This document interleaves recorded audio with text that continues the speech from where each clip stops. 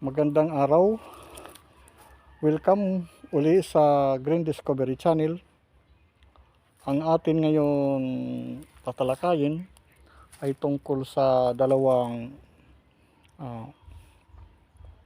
coconut na old century na sila. Dalawa ito.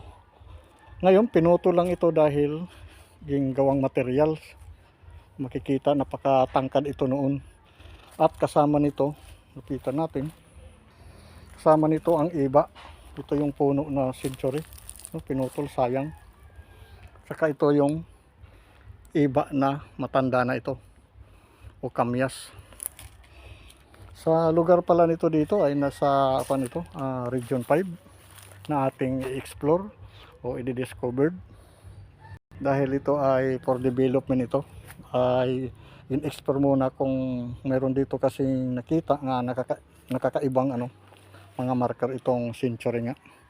Ito pala yung mga kuan natin, armaments gamit ganito, yung treasure Japanese marker, symbols, may tayo reference.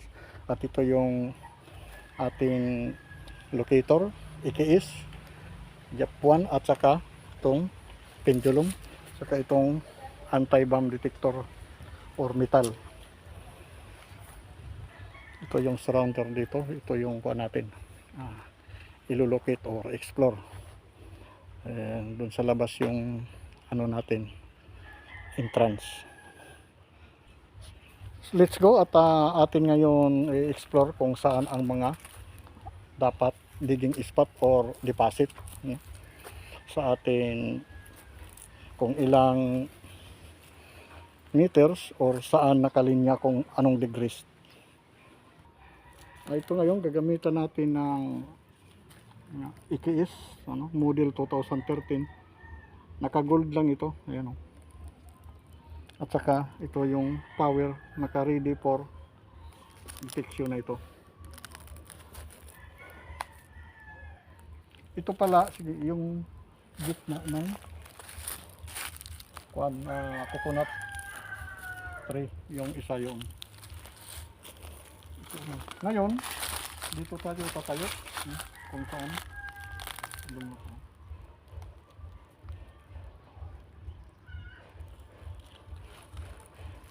focus muna, wala akong buntis, i-focus muna, putol-putol din yun.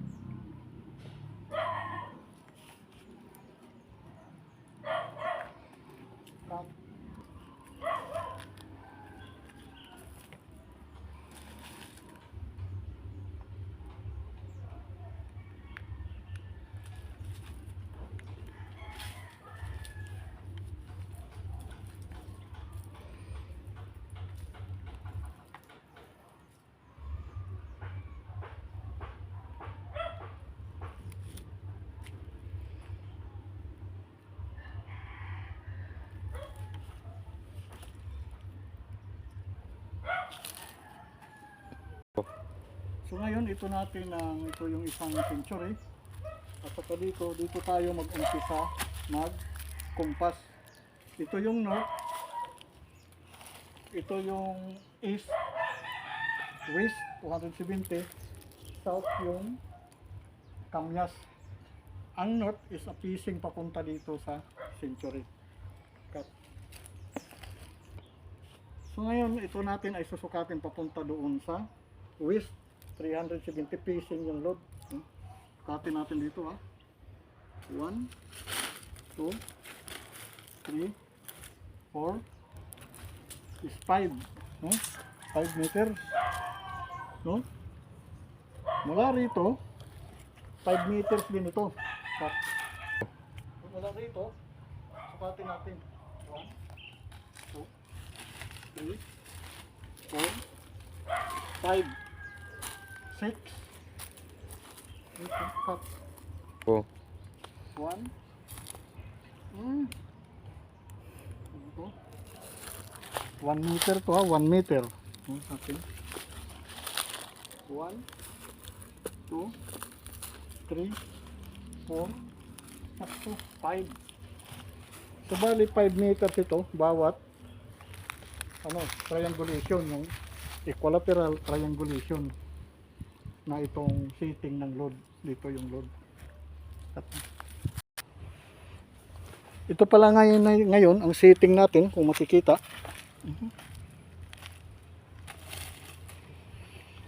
Na ito yung punong nyog. Dalawa. Parehas ang kanyang sukat. Ito yung kamyas. 180 ang kamyas. Dito 360 degrees north. Dito yung load sa 310 degrees. At saka dito sa 90 degrees ang isang load. Yung yellow. Dito, insakto, ito pising. Ito ang, kung lalagyan natin ng angle, ito ang kanyang pattern. Wala siya dito mga marker, wala. Ito lang na dalawang puno sa kakamyas. Kung lalagyan natin ng angle, triangle, ganyan natin is arrow. Ito ng arrow na nito, papunta dito. Pising ito sa west 270 degrees. Ayan, ito na yan ngayon yung mga marker na nag-testig tayo ng 1 foot hanggang 2 feet. Nakita itong mga markers or sign ito. Mayroon siyang diamond, glass, diamond style, jewelries, turtle, small, treasure object, clear is a very close. Itong pyramid is under, heart is kayamanan. Ito ang nakabaon dito mga ka-discovered. Ito ngayon ang ating setting. Ito na. Dito sa kinakatayuan ko, ito na ngayon. No? Kung harapin natin itong puno, at saka, ayan, dito ay exactly doon sa ating pattern, naka-triangulation. Pag pumunta naman doon sa east ay diamond style na ang load, cross pattern. Diamond, ito yung ano, kamyas. Meron pa din doon load na dalawa. Ito pala yung gintisdig natin, yung butas.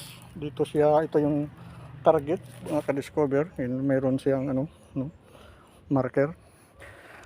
At titingnan natin yung nahukay kung ano ang mga identification or makikita natin na mga markers na nakuha natin or sign. Ito na siya ngayon.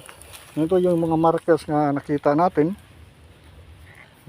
Ito ay nang makuha, mayroon siyang ano siya, bakal, tingga.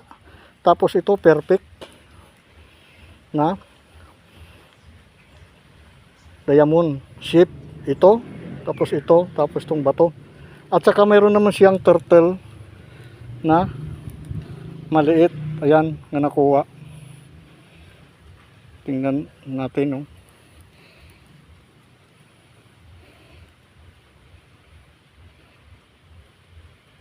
Ito, turtle na stone na maliit. At saka ito, no, meron siyang pula na bato, center. At saka ito, pyramid, pero heart ang kanyang puwit, base. Tapos ito pa rin, maliit na heart. Pansin natin. Ito yung magtisdig, ito yung nakuha na sa 1 feet ito. Nga isang load dito sa west sa 200 sa 310 degrees dito.